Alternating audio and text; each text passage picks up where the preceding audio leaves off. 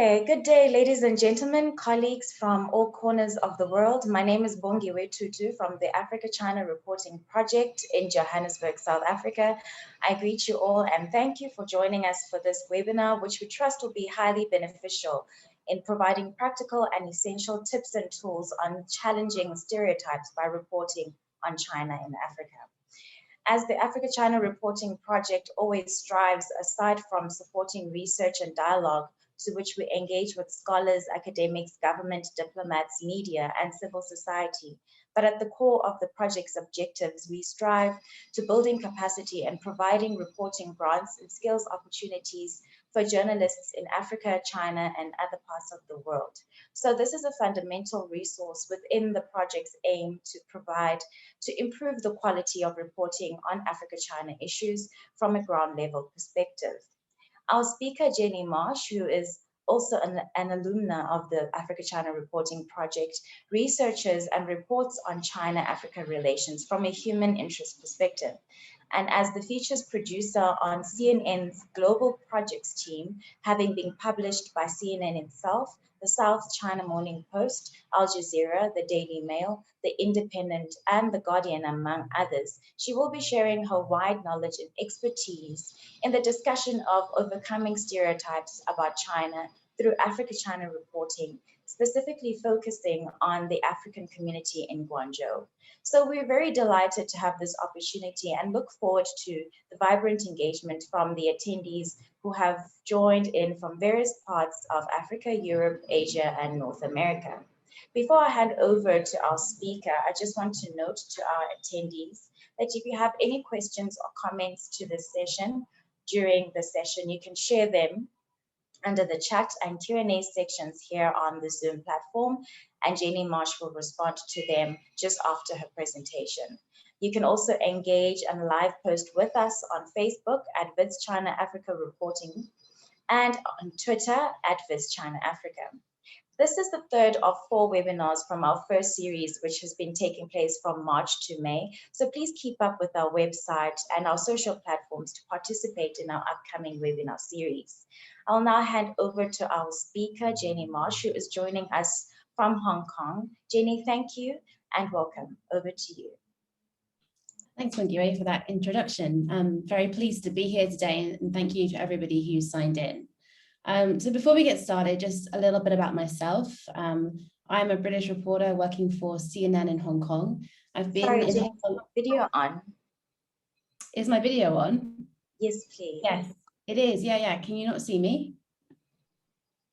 Yes, we can. You can? Great. Sorry, you can continue. No worries. So yeah, I've been in Hong Kong now for nearly 10 years. And ever since I came here, really, I've been covering the China-Africa relationship, initially for the South China Morning Post, and then since 2016 for CNN.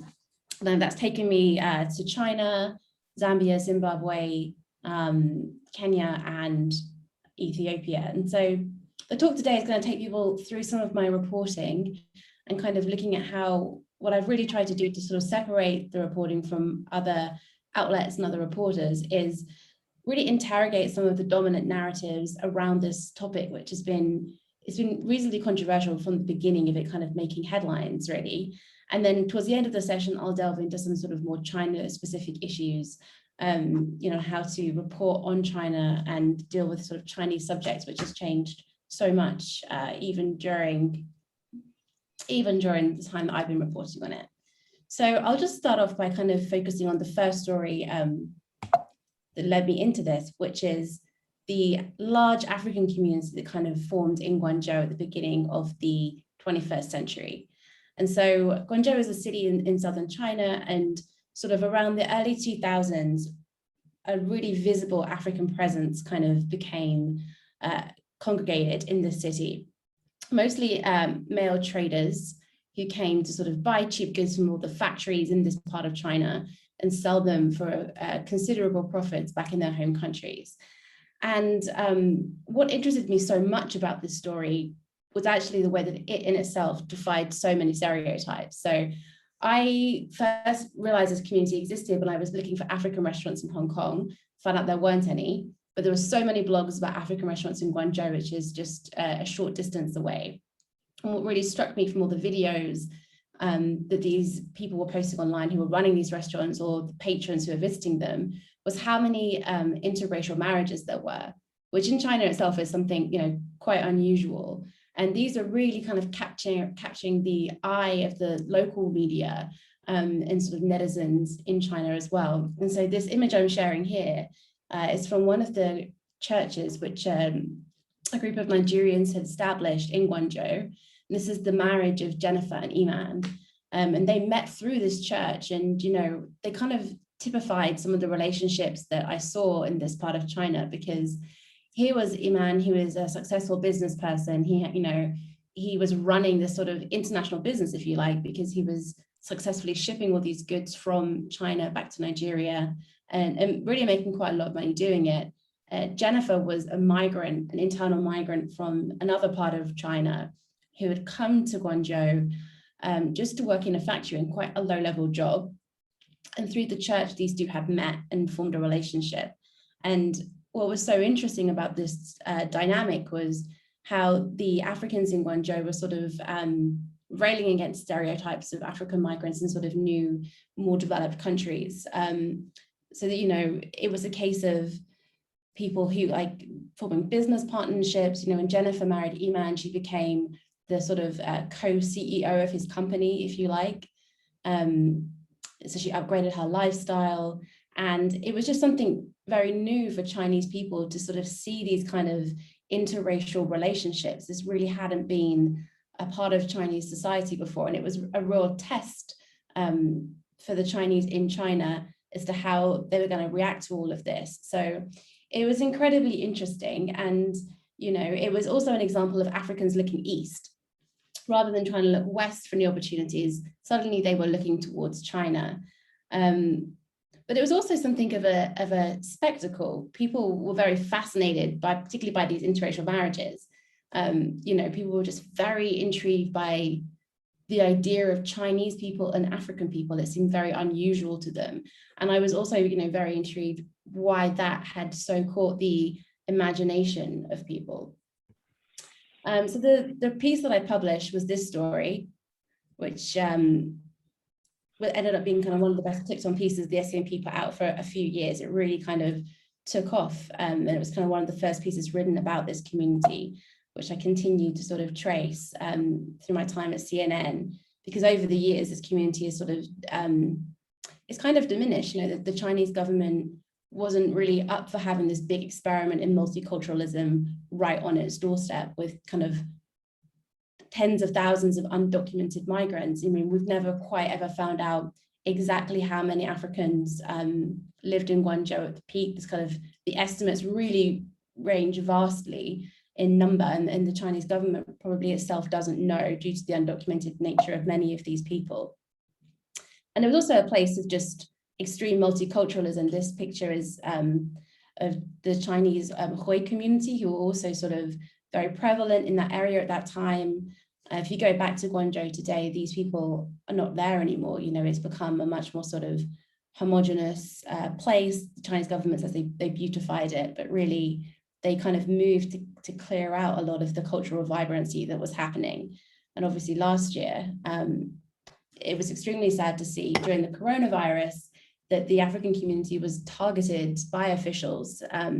After some Nigerians tested positive, the government kind of embarked on this massive sweep to test seemingly virtually every African they could find, not just in Guangzhou, but in the Guangdong province, which to me was really sad, because then you had this scenario where lots of these migrants who had come to Guangzhou and really kind of made a name for themselves and become very successful, found themselves targeted, and it led to this kind of sweep of panic where landlords and hotels across the city wanted to throw out all of their African tenants and customers, and you found a lot of people being homeless. So it kind of really, the stereotypes that people had sort of upended in Guangzhou, they kind of they ended up in this kind of rather unfortunate situation with big diplomatic ramifications afterwards. So And the most recent piece here I wrote as well is just about, as this community sort of in the wake of that, and also other changes, just I think in the world becoming a smaller place and people not having to go to Guangzhou so much to physically trade, they're much more able to do it online now. This community is really reduced, but there's still this legacy of the children from these marriages from this period. And I think it'll be very interesting to see what happens to them over the next few generations. So the world was surprised when, all these Africans kind of turned up in southern China and started integrating so well, by all these interracial marriages, but should it have been surprised? One thing that the Chinese officials always talk about is the shared identity between China and Africa. So this is a quote from Wang Yi in January this year as he embarks on his inaugural trip to Africa, as he does at the beginning of every year. He talked about, China and Africa have a shared identity of the developing world, and they have shared weal and woe. But I think in 2021, that doesn't ring true for lots of people. China is now the world's second biggest economy. It's had a very good pandemic, really. It's contained it very successfully. It's now leading the world in vaccinations and sort of vaccine production in some respects. But I think, for the Chinese government, they have this sort of big panoramic kind of vision of their identity. And it's this sort of 3,000-year story of who the Chinese people are. And I think for them, it goes back to the fact that actually the Chinese have been in Africa for a lot longer than many people realize and give them credit for. And I think, if you look back through history, some of the earliest Chinese who wound up in Africa, in Cape Town, were imported there by the Dutch colonialists. They were in shared accommodation with some of the African slaves in Cape Town. They were treated in very similar ways. Other people were imported as indentured labor to work on sugar plantations. They built railways. And then, thinking about the Chinese just in China, not necessarily in Africa, there was the century of humiliation, which China talks about a lot at the moment. So I think when China's sort of thinking in terms of the bigger picture, though China is having this sort of renaissance and ascendancy now and really challenging the US for sort of primacy in the world order, I think when the Chinese think about their long relationship with Western powers, they do feel this kind of affinity with how some African states have been treated in the past by colonial powers. Okay, so as the Chinese started to do more in Africa and people started to notice it, that was really kind of around sort of 2010, I think it really started to make headlines after the Olympics. These are the sort of headlines that, frequently popped up. What is China really up to in Africa? What China wants from Africa? Everything. So the headlines were often sort of portraying China as this kind of very sinister force in Africa. And a lot of that came from what diplomats were saying, and what, state leaders, particularly from the US, were saying. So this is just kind of a few quotes over the years from people like Hillary Clinton, who talked about a new kind of colonialism in Africa. Obama said, let's make sure that it's not just a few elites in China who get the resources they need from Africa. Tillerson talked about not forfeiting sovereignty. And of course, Pompeo has continued to talk about the unsustainable debt burden in Africa from the Chinese. And so I think these narratives have been very, very powerful. And I think they have really informed a lot of the way that the Western media has interpreted the relationship and sort of the narratives that they have sought to find often in their reporting. And just this one piece from the BBC from 2012, there's so much in this piece. Here on the right-hand side, there's just one paragraph that's been pulled out about, the fears that this is not an equal exchange, it's open to corruption, the Chinese import labor, exploit local workers, they undermine Africa's own ability to build its industries, and this is just not a mutually beneficial relationship.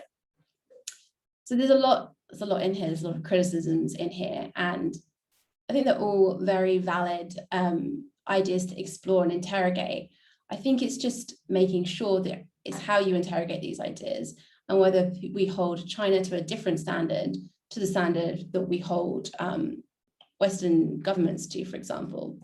So one of the sort of stickiest ideas that I've heard so many times, not just from journalists, but from friends, people that are living in African countries, is this idea that, the Chinese yes, they're doing a lot of business in Africa, but they're just bringing their own people over and they're not employing anybody.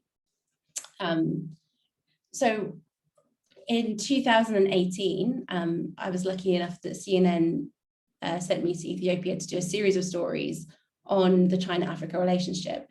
And this is one of the pieces that I did, just was called Employed by China, because I went to visit a series of factories in and around Addis Ababa, and just looking at this idea that the Chinese don't bring their own. Obviously, the China-Africa relationship is just such a giant, all-encompassing terms, and I was mainly focusing on manufacturing because that is where China had so much success in kind of kickstarting its own economy in the 80s and 90s. So I just want to share with you as well a video from this piece that kind of says it better than this could do.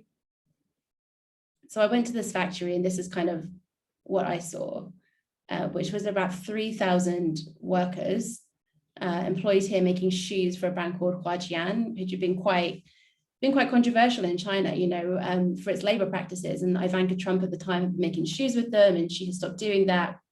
They'd moved to Ethiopia and they'd set up shop here amid rising wages in China. So in terms of interrogating that stereotype, that kind of myth that had been perpetuated, I think it was very clear from not just this factory, but others too, that the Chinese were clearly creating a lot of jobs. That idea wasn't necessarily true. And I think, what was more interesting to think about in terms of that whole conversation was, well, what type of jobs are they creating? Are they creating useful jobs? Are they creating jobs which are fair in terms of the wages that they offer, the accommodation they provide, and the benefits?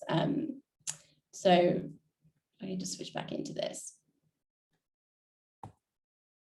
So the basis of this trip too, it wasn't just sort of cherry picking a few factories. It was based on a McKinsey survey of 1,000 Chinese companies in 8 African countries, which found that 89% of their employees were African, and several million African jobs have been created by China.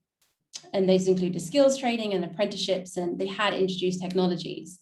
I think there's a sliding scale there, because the picture that's underneath this slide here is from another factory that I went to on the outskirts of Addis. And in this factory, this person, was one of the Africans who was employed here. So one of these jobs that China had created, she was employed just as a quality control measure, just to check basically that these tablets, you can see, they weren't irregular.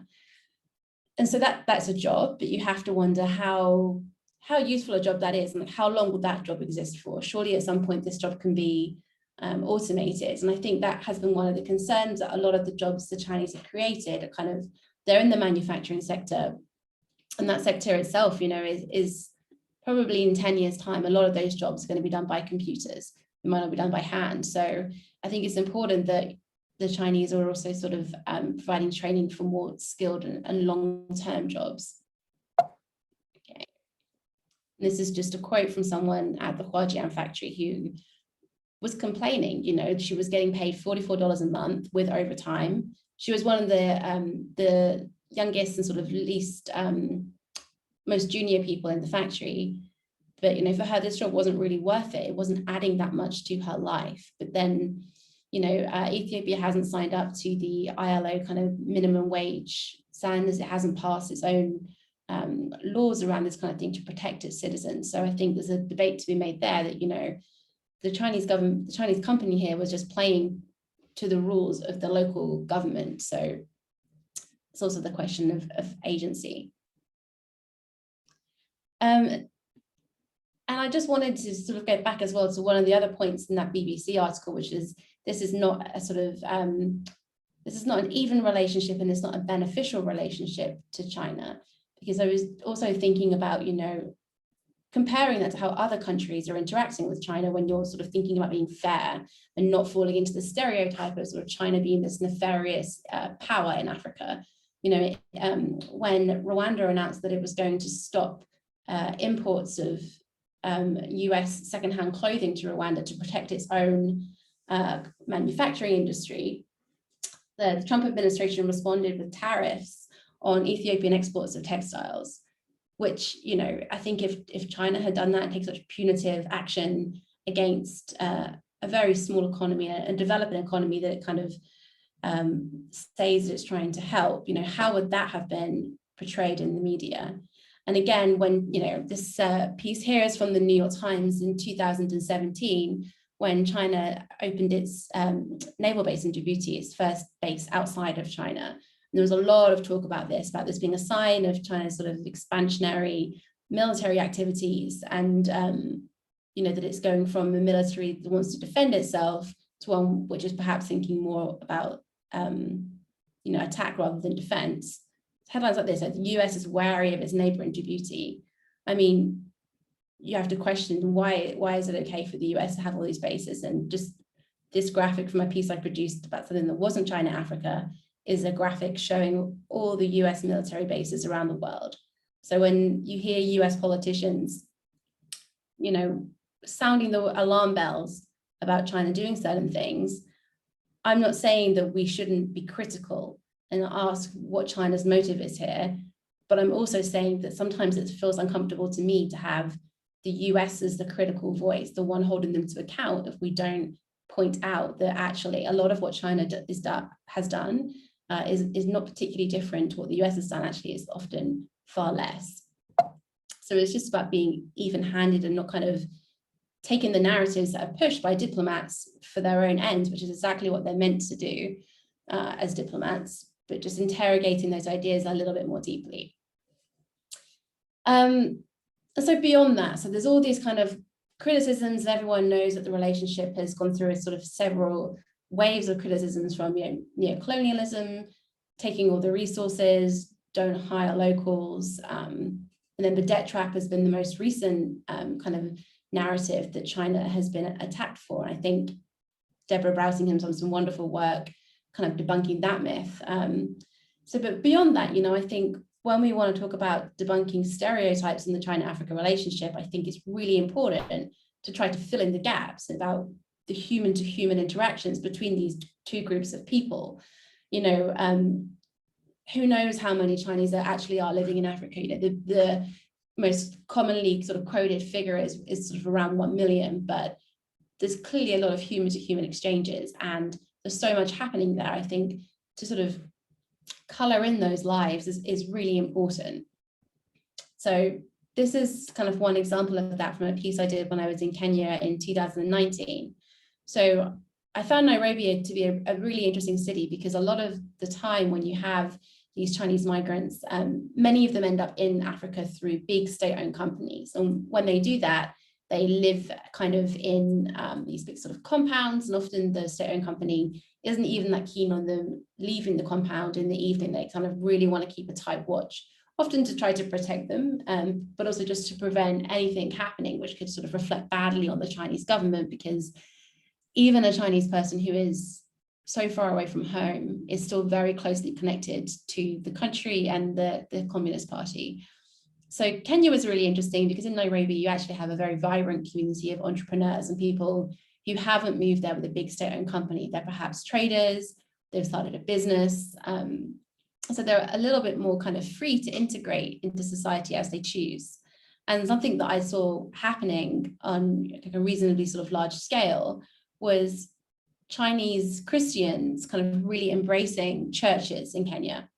And, in China over the past sort of decade, there's been a huge crackdown on Christianity. The Chinese government has state-sanctioned churches that Chinese people are legally allowed to go to, but there aren't enough of them to accommodate the amount of people who want to be Christian in China. And many of them don't like the state-sanctioned churches because they don't feel personal, and there's too much kind of political influence in them. So this story to me was really interesting because it was an example too of kind of the African country, of the Kenyans influencing the Chinese, and this kind of cultural flow between the two, where the Chinese were finding the freedom in Kenya to be able to enjoy their make their own religious choices, and sometimes actually kind of converting to Christianity in Kenya. So some quotes here from somebody.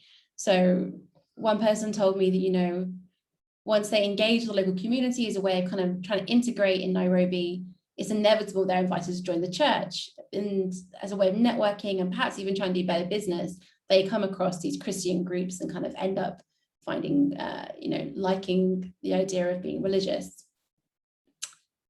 But it's also kind of a secret, because most of the people that you speak to, the diaspora in Nairobi, they have an idea that one day they'll go back to China. And so being an open Christian, even in Kenya, is something which is still quite dangerous to them.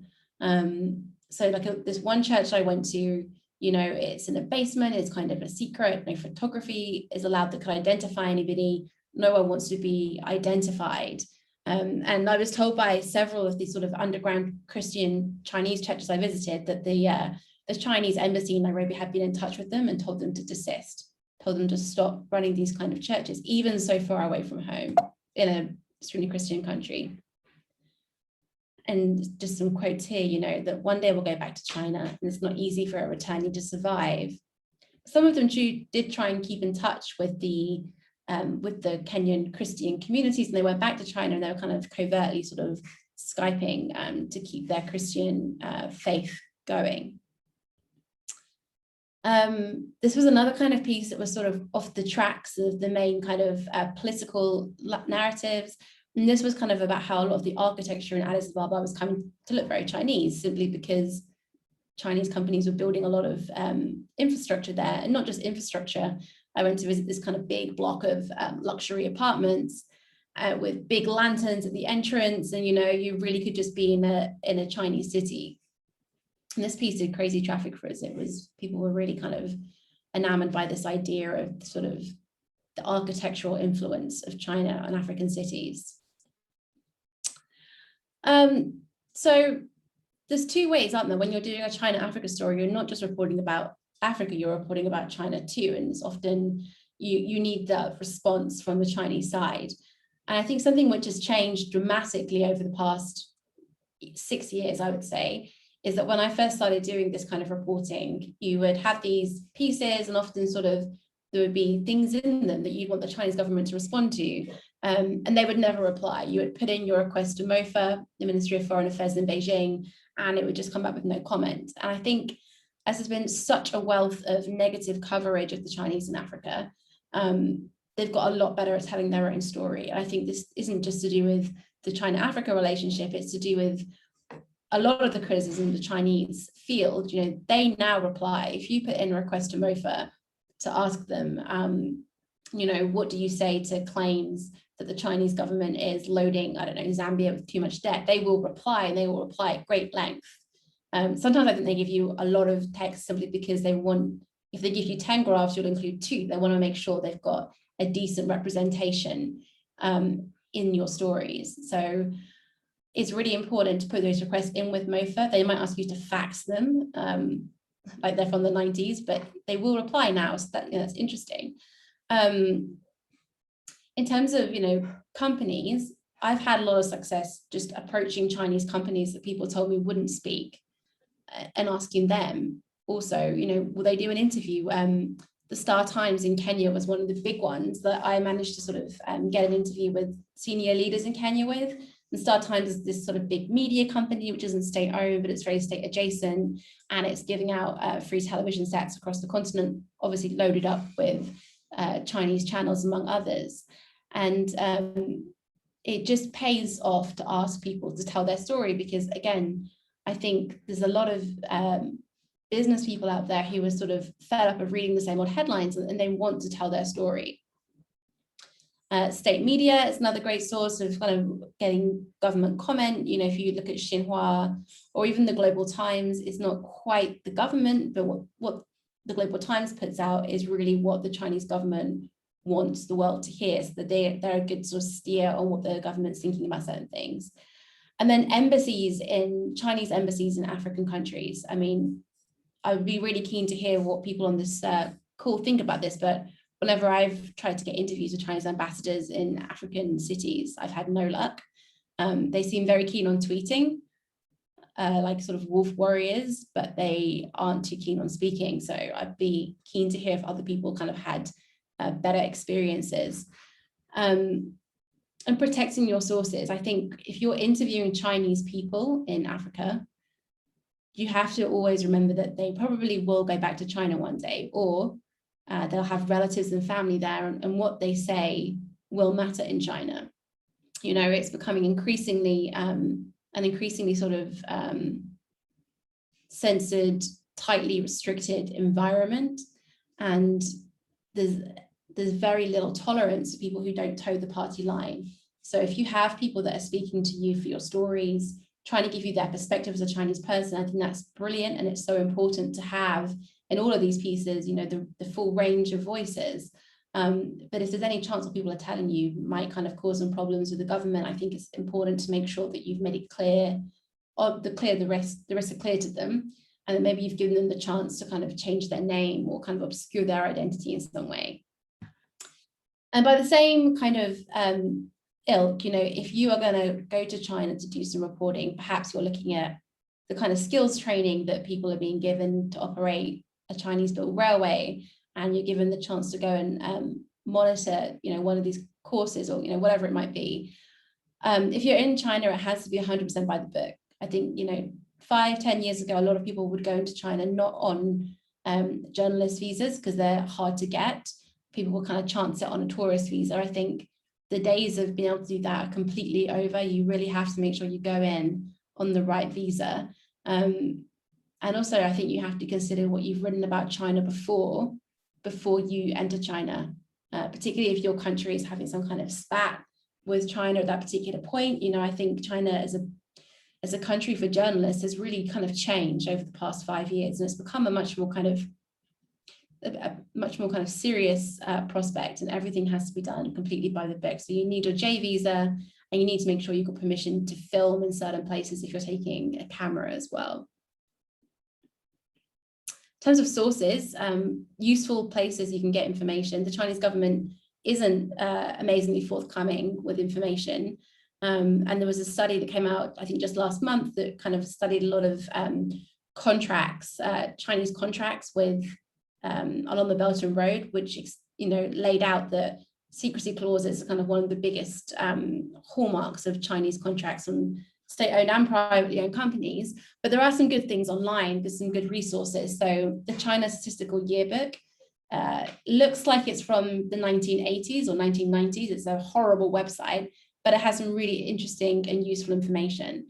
It tells you things like where state-owned companies are, how many of them are in which countries, what kind of industries they're in, you know, overseas populations which are recorded, i.e. like, you know, migrants who have gone away with state-run companies, and where Chinese investment is going along the Belt and Road. So this is a really useful resource, and it's in English and goes back all the way back to the early 2000s as well. And also Chinese state media is just a great resource. You know, Xinhua has so much reporting, and it also really has a lot of reporting about what the Chinese are doing in Africa. Obviously, you don't want to take state media as kind of verbatim. They're really good starting places to find people that you might want to interview, and also just to get some official statistics, because they put out a hell of a lot of content. Yeah, and I think that's it for, you know, everything I wanted to share with you guys today. I think the main thing I wanted to sort of take away, or for you guys to take away, was just, you know, there's a lot of narrative out there about the China-Africa relationship, which people really just take as verbatim, because there's so much politics around China at the moment as China kind of rises and wants to kind of challenge the rules-based order with its own kind of set of values, which it's still properly articulating. It's very easy just to fall into the trap of sort of perpetuating stereotypes. And I think just interrogating those narratives and sort of doing some comparative analysis is just really important while still being critical.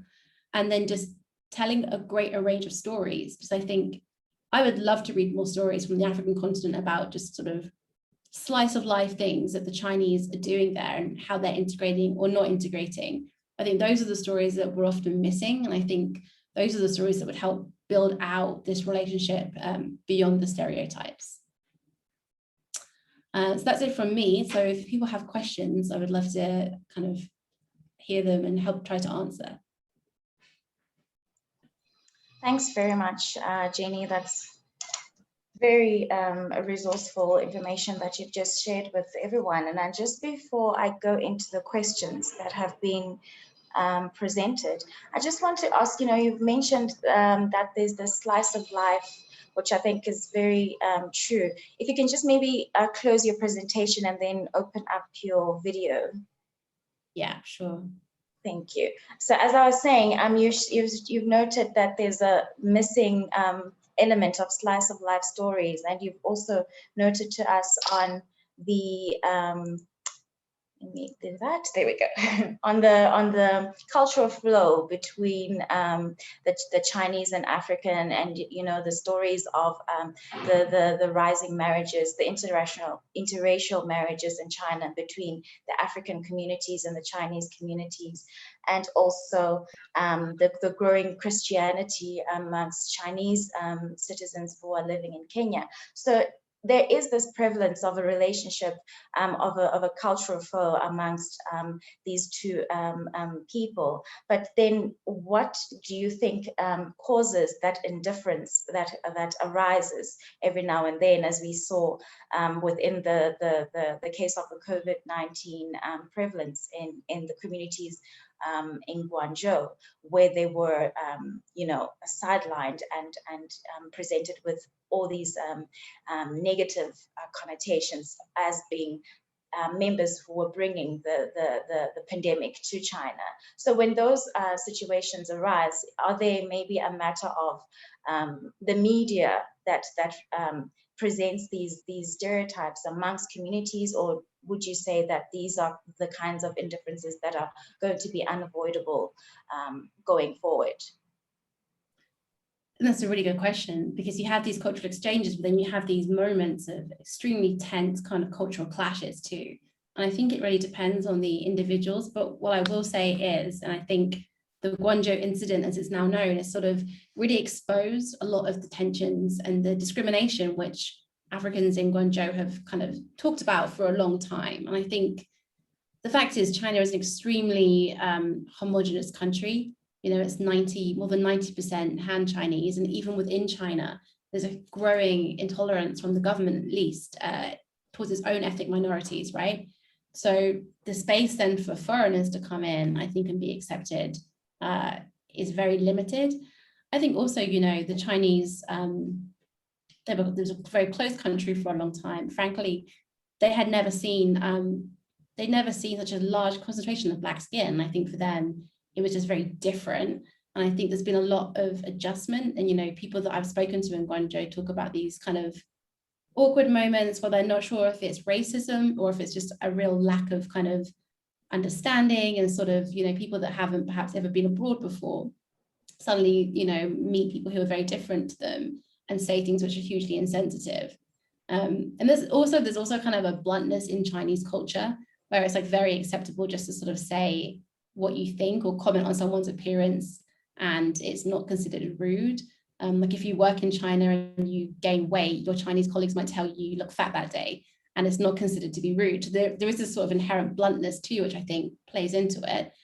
But also, I think, I think there is a kind of level of lack of education, sort of maybe just racial prejudice too. And I think the Chinese government for decades now has tried to say China has no problem with racism. We're not a racist country because, we are part of the oppressed sort of developing nations. And throughout the last 60 years, we've seen racial clashes in China. When during sort of the Cold War era, when these big exchanges with China paying for lots of students from Africa to come to China to study, there was a famous kind of riot in Nanjing where the African students were kind of chased out of town after there was this scuffle at a Christmas Eve dance. So it's kind of not a new thing. We have seen this before, that these clashes do happen. And I think that's what makes it such sort of an interesting dynamic, because I think on the government to government level, the Chinese government really wants to pretend that everything is just fine and harmonious. But then when it comes to people kind of rubbing alongside each other, you do get these kind of frictions, and they're very embarrassing to the Chinese government. And I think they wish they didn't happen. And we saw a lot of it along the standard gauge railway in Kenya as well. So I think it's just something which has to be ironed out. And I also think it's just natural among this many people. There are some groups of people which integrate very well and get along. There are other times when it's very tense. I think that in a way is sort of to be expected. Mm-hmm. Okay, and we have a question here from Johanna, who's asking, how do you perceive your own positionality while you're reporting? I think if you can relate maybe to the stories that you've done and how you found your navigation and how you've worked along those challenges. Sorry, how do I perceive your own positionality while you're reporting? So maybe your perceptions of China and Africa. Yeah, I think it's hard, isn't it? Because I think this is a big conversation in journalism right now, and that we are meant to be objective, right? We're not meant to be biased. But I think actually people do have biases. Everyone has a bias, you know.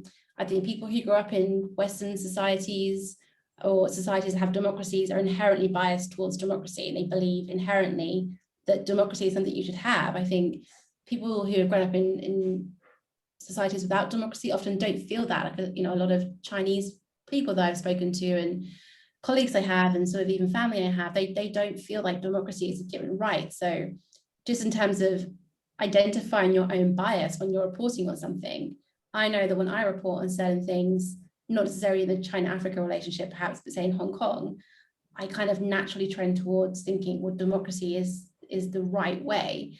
So in terms of positionality, I think, you know, you try and be as objective as you can, and you try and be fair and balanced.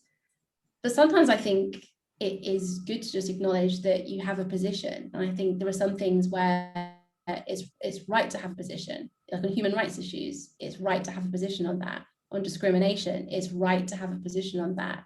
And I think that has been a big conversation in journalism as people sort of, there have been a lot of, like, you know, Black Lives Matter marches in recent years. And previously, a lot of organizations said that journalists couldn't go to marches because you weren't meant to have a political position. And I think organizations have really rethought that over recent years with the Me Too movement as well, you know, because these are positions that we should be allowed to take. So yeah, I guess I would just say you try and be fair and objective, but you also have to just appreciate that you probably do have kind of biases in your own position, which will influence your reporting. But then isn't there that challenge then that comes with that going with your positionality, if it's against the Chinese government, if it's reporting that's going to be exposing some bad elements of China's engagement in Africa, doesn't that place journalists in a very compromising position? So how do they go about navigating that aspect in their reporting? So you mean their safety, you know, yes. I think you have their safety. Mm-hmm. I guess it depends where they are. So if you're going to expose the Chinese government doing something in Nigeria and you're in Nigeria, then if you don't plan to travel to China, I would say there's a low level of risk. But say if you're a Chinese national traveling to an African country to expose something and then you have to go back to China, yeah, there's probably a risk there. And I think that's when you speak to your editors about, do you want your byline on this piece? I think that's a conversation that I know people are having in a lot of newsrooms, which is really sad, because I think people who have taken, you know, who are reporting great stories and breaking news, you want your byline on that story. That's what you want as a journalist. But at the end of the day, I think you have to put your safety first. Mm-hmm. Okay, and then when we look at the voices that tell these stories, there's a question on why there is a lack of authentic African voices about the Africa-China relationship, and is it because of a lack of properly trained or facilitated African journalists who are able to report on this relationship with a nuance? And with your experience being in these various media platforms or media companies, you know, with Al Jazeera, CNN, and the like, what have you seen in the newsrooms and the journalists who are reporting on Africa-China relations? Is there really a lack of these authentic African voices, and what would you propose as a solution to that issue? Yeah, I think that's a very good question. I don't know if there's a lack of good voices, but maybe there's a lack of those voices being heard on the big platforms. So in terms of training, I think there's a lot of good schemes out there. Like I know that the VITS China Africa Reporting Project, the grants that you guys offer, I think really elevate those voices and help them get placed in big outlets. Sometimes, maybe editors can be more receptive to getting pitches from those talented voices who are working in the media within Africa, because the coverage is going to be so much richer if we have more of those voices. So, me personally, I would love to get more great pitches. Something that we're really keen on in our coverage at CNN is, if we're reporting on China-Africa issues, the voices that you see in the piece quoted need to be African and Chinese voices. We're not going to quote experts in Washington about this sort of stuff. Like, we need to have the right voices. But in terms of, elevating journalists, it's tough, isn't it, in terms of thinking of international media, because there aren't that many bureaus in the continent anymore. We have a bureau in Lagos, which does a hell of a lot of work, and we have people in Johannesburg. That isn't necessarily huge coverage for a whole region. So I would encourage people to pitch editors more as well. I hope, I'm certainly receptive to receiving pitches from journalists in the region on these topics. Mm-hmm. That's a good one. And I think related to that practical tool that you just presented on pitching, there's a question from Lucinda who's asking, who's telling, or say rather a comment about what they're working on. And they're saying that they're currently working, focusing on stories about endangered wildlife species in West Africa, many of which are becoming increasingly under threat due to demand from a growing consumer market in China.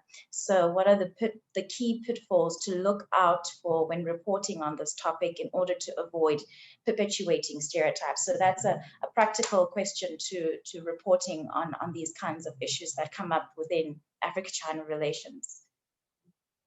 Yeah, again, it's an interesting topic. I think the way to avoid the pitfalls is, so you're going to do a story about, the huge demand of the Chinese demand for ivory, or maybe pangolins, or something to do with Chinese TCM. I think it's good to put it in context of, is it just China who is the market for this, or, because there's huge demand from Vietnam or other pockets of, Asia. So just not singling out China all the time. I think, it can still be the focus of your story, but just to put it in context of, there are other markets, there's huge demand in Vietnam for some of these things. And also just not leveling the blame at the consumer always. If it's, you have to acknowledge the fact that there are people within these countries who are also willing to participate in this trade. So I think just not leveling all the blame at China when there's clearly, a whole menu of actors here who are kind of culpable. Mm-hmm. I think that's very true for a nuanced report. And then we have another question on whether you think African countries are making the most of their relations with China, or is the relationship very asymmetrical? That's a big question. Yeah, are they making the most of their relationships? Well, I think there's been huge infrastructure investment, right, because of China, and because I think countries are being very good at capturing that. I think they've got a lot better. I think at the beginning of the 2000s, there were so many countries that were like taking huge loans to build football stadiums and sort of vanity projects. And I think we see far less of that now. We see much more practical investment taking place. I still think, the problem of corruption and sort of dogs the relationship. I know with the standard gauge railway, that was kind of a big concern. Ideas of like, where has the money gone for some of this, some of the receipts from the tickets and so on. Is it an asymmetrical relationship? I mean, yeah, it is. I think most of the intergovernment relationships are asymmetrical, and I think the pandemic has done nothing to help that. I think with the need for vaccines and the need for debt relief because of all of the recessions that have now come from the pandemic, there's very little bargaining power that African governments have. That said, I think as the world becomes more polarized and this sort of war of ideas continues between the Western democracies now and China, the African diplomatic support is more important than ever. I think that is the real kind of importance of these countries to Beijing right now. Yeah. When we're speaking about the pandemic, there's a question on whether you think the African community will go back to Guangzhou in the next years, after what happened, or are these times over and all trade will stay mostly online? It's hard to tell because I think realistically, with Alibaba and with the amount of e-commerce there is now online, you do not need people to travel all the way to Guangzhou to look at what's in the factories and then try and ship them back. A lot of it could be done on the internet. But a lot of people that I speak to who have been there for a long time, it's more complicated than that. These are human beings and this is their home and they've been there for a long time. And I think while virtually every person I've ever spoken to from Africa in Guangzhou has said they intend to go back to their home country eventually, it's been sort of 20 years for some people now. And I don't know when eventually will ever happen for them. I think really feel they've made roots and built this different life. So I think for some people, I know one person who's stuck in Canada and is just dying to get back to China because that's home. So I think some people will go back. And I think there's still business to be done in logistics and helping the shipping and everything. But I think that community has really dwindled. And I think it'll, its heyday is well over. And you'll never see the numbers there again that we had previously in sort of 2014. Mm-hmm. I mean, in many cases, there have been reports that have been criticizing the Chinese government for trying to emphasize its vaccine nationalism within African communities, firstly, and lastly, within the Chinese community within the region. So how would you then say that reflects on Chinese government and its its intention towards its bilateral relationship with African countries? Yeah, I mean, the Chinese government is absolutely pushing its own vaccines, right? I think what's been really interesting is that when she first kind of spoke about how China would kind of make vaccines available to everybody at the World Health Assembly, I think a lot of people, including myself, assumed this would be some sort of benevolent gift. The Chinese companies weren't going to sort of charge for it. But actually what we're actually seeing much more is they have made donations, but they're making kind of small donations to a really wide spread of countries, not just in Africa, but a lot in South America as well. And then it's kind of the next lot of doses comes at a cost. And, they're not making a huge profit on it. Often it's just sort of, covering their costs, but they're not sort of stepping in this hugely philanthropic way that maybe was expected. That being said, they're doing a hell of a lot more than a lot of Western powers are doing, who are kind of hoarding the vaccines. But I think it's going to be, it's a gamble for the Chinese government in a way, because now what we're seeing in places like Chile, is that the efficacy of Sinovac in particular just isn't there. And now that the variants are coming too, it could even backfire on them. If they if they sell all these vaccines to sort of developing nations who pin all their hopes on Chinese vaccines, and then actually they're not very effective, and they have to then turn to the Pfizers and the Modernas, it could be a huge diplomatic misstep for the government. So I think, the Chinese government has strongly denied that it's engaging in vaccine diplomacy. But I think it's reasonable to sort of challenge that denial and say there has been a lot of that, Mm-hmm. I mean, isn't that something that's going to then motivate the communities within Africa to go back to China and trade again in places such as Guangzhou once they've been able to properly assist with vaccinations in African countries? You mean once they're vaccinated, they'll feel safe to return? Mm-hmm, mm-hmm. Yeah. Yeah, I mean, I think the discrimination that was exposed during last April in Guangzhou, I think most African people that live there had come up against a version of that already. There's widespread. Everyone has a story to share. And I think it just exposed it in a way which was like very uncomfortable for the Chinese government and caused them a lot of diplomatic blowback across the continent. But I think that incident in itself will not deter a huge number of people from returning to Guangzhou. I think if there's business to be done, that's why they're there. And so if they can be vaccinated and safe, and if they can return, then as long as there's money to be made, I think they probably would do. Mm. I mean, when it comes to the stereotypes and the xenophobia, which is experienced by many African communities in China, I think we've also seen quite a rise of this kind of hate crimes, which have been seen in the US and many other American states, where there's been a lot of anti-Asian hate crimes, and that kind of has put sort of how do I explain this? Sort of not a relation, but an understanding amongst African people and Chinese people that we're both discriminated against, and we're both being given these, we're both being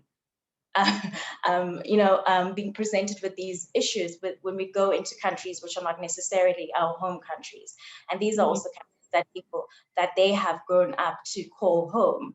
And wouldn't that kind of relationship put China and Africa in a place where they can see these indifferences that are being placed upon each other? Wouldn't that be something that the media can portray as a notion to rather not put the countries against each other, but sort of journalists reporting on these issues can portray this kind of issue as something that is something that can maybe how can I explain this? Solidify these stereotypes that they both present towards each other, if that makes sense.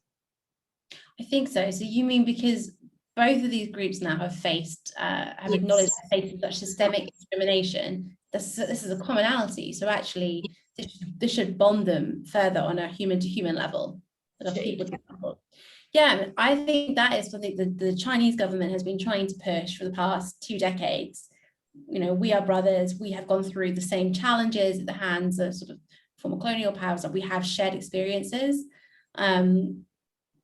It would be interesting to see some good reporting done on whether or not that is how it's playing out on the sort of grassroots level, both in Guangzhou and China and in African cities. I know that, internationally minded sort of the Chinese diaspora in Asia is very connected to the hate crimes that are happening in Europe and in America, but I don't know how much Chinese citizens feel connected to it.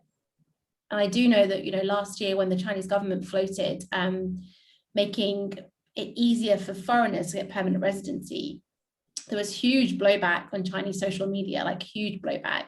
And most of that was directed towards the African community. So for me, for there to be solidarity there, I think those issues have to be resolved first. But I think it's a very interesting point. And I think, Chinese state media could do a lot with those kind of narratives to sort of make those points and, promote that kind of people to people bonding. And he did raise an interesting, which is also a very true issue, that there is a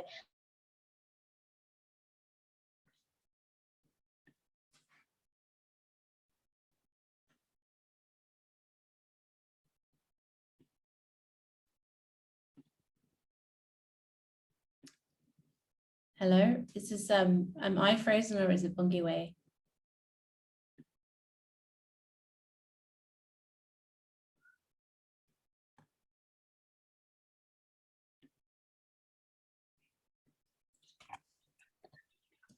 Hi, Jenny. I think we just lost Bungiwei there for a few seconds. Okay. We can maybe just look at another question that was provided. Let me have a look here. Sure. There was a question here about censorship. Is there any stories that or topics that you absolutely cannot cover, like due to censorship, or with you being based in China, obviously? So is there also applicable for you the requirement to practice self-censorship? Sorry about that. It's okay. So Okay, we were just looking at the question. Oh, sorry, carry on. So the question was, in terms of the solidarity the issue of solidarity that you raised, and the lack of education and the misinformation, what kind of role can journalists play navigate within these stereotypes and educate? Should they be educating in it? Yeah, they absolutely should be. I think that is a very good point. I think in terms of educating, it's about who you want to read, right? So it's about placing those articles in the right publications. So if you want to educate Chinese voices about the shared experiences and kind of hammer that point home, you know, we should be more tolerant towards other people because look at our experiences. I think that would be extremely worthwhile thing to do. I think, but we need to place it in media where we know Chinese voices are reading it for it to be really effective. Okay, that's very true. I think I will just allow for some closing remarks since we're already over time. So maybe if you have some closing remarks towards, you know, the discussion and the questions that have been raised by the attendees, you know, just to give back that reflection on how journalists can navigate within these challenges and in their reporting. Yeah, you know, I think it's really important to hear more voices. I think, you know, there's been a lot of questions about how we can elevate these types of voices and also, you know, educating people, etc. I think it's just really important to get a more broad spread of these types of stories. And I think that can best happen from people who are based in these regions, and the surprising stories that people are seeing, you know, who are living this every single day. I would just love to read more of that. You know, I might be lucky enough to do like one trip a year or something, but there are people who are seeing so much more on a daily basis, and I'd love to read more. So my kind of remarks to those people would just be, please pitch more, please, you know, promote what you're seeing. Like you might think it's normal because you just see it every day, but it's the kind of reporting that we need to flesh out this kind of relationship and where it's going. Particularly, I think, you know, in this sort of post-COVID world where we've read about there are fewer Chinese people being sent now to Africa to work on these kind of projects and funding for the Belt and Road diminishing. How is that impacting African communities and countries and, you know, development? Because there was so much criticism of the money pouring in previously. Now that it's kind of drying up a little bit, or people are being much more cautious about how they're dispensing it, what's the impact on that? So I think it's just really important to keep looking at the evolution of the relationship and kind of being ahead of the narrative that we're hearing from the critical voices and kind of keep on fleshing out where this is going. Thank you so much, Jenny. That's very exceptional, and it's a very essential contribution towards the resources for journalists and researchers who are working on Africa-China relations. So on that note, I think we can close the session. Thank you so much to our participants and our attendees who have been engaging with us with their questions and their comments. And thank you again, Jenny, for the time and giving out these essential resources. I mean, this is something that journalists can always go back to, and within the issues that they're facing on the field and these stereotypes that often occur, which they cannot be avoided. It will be it will always be a resource for them to keep going back to see how they can navigate within those challenges. And you've raised some very critical tools for them to be able in order for them to be able to navigate through these challenges and you know, shy and fight. Why can I say fight against? But advocate against these stereotypes which are often seen within the reporting on Africa-China relations. So thank you very much for those key points, and we trust that they've been very valuable and will always be, you know, useful to journalists and researchers. So our next webinar within our first series of webinars will be a journalist roundtable looking at COVID-19 vaccine reporting, and that will be taking place on the 12th of May at 11 a.m. Central African time. So to register for that, please see our website if you have not already done so. And once again, thank you so much, Jenny, for your time and all your tools, which have been very useful. And we look forward to learning more on your reporting on this important relationship and how it's advancing within the African communities. And thank you once again to attendees and for your participation. Thank you. Goodbye.